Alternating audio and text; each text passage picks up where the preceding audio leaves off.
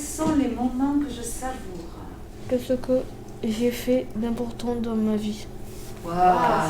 Ces élèves de 6e participent à un nouveau jeu de société où il n'y a ni bonne ni mauvaise réponse. Il s'agit juste d'exprimer son ressenti ou son vécu. Le regard des autres me... Ah, c'est intéressant ça. Le regard des autres me fait rien. Me fait rien. me fait rien. Ça alors? Il y en a qui me font des réflexions, des fois j'arrive pas trop à les accepter parce que ça me fait du mal des fois. Ouais, c'est normal. J'ai bien aimé parce que c'est un moment de partage avec tout le monde et que ça révèle des choses sur les gens. C'est pas un jeu que je ferais tout le temps, je pense, mais en famille et tout, mais ça peut être marrant comme ça des fois.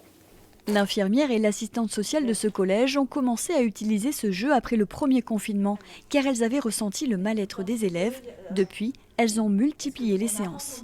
Des fois, on cible des classes où il y a des problèmes particuliers, des problèmes relationnels entre élèves.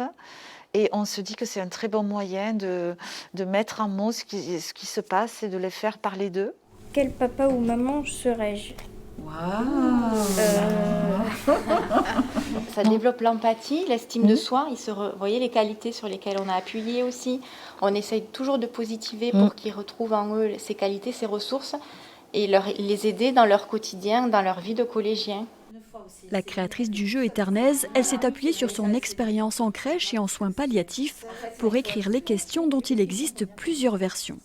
Il y a aussi un jeu qui est destiné aux adultes et qui comprend un lot de cartes parentalité et qui donc est utilisé dans les centres sociaux, auprès des personnes atteintes de cancer par exemple, pour qu'elles puissent s'exprimer non pas seulement en tant que malades, mais aussi en tant que personnes. En acceptant de dévoiler un peu leurs émotions, les élèves, eux, se sont tous pris au jeu.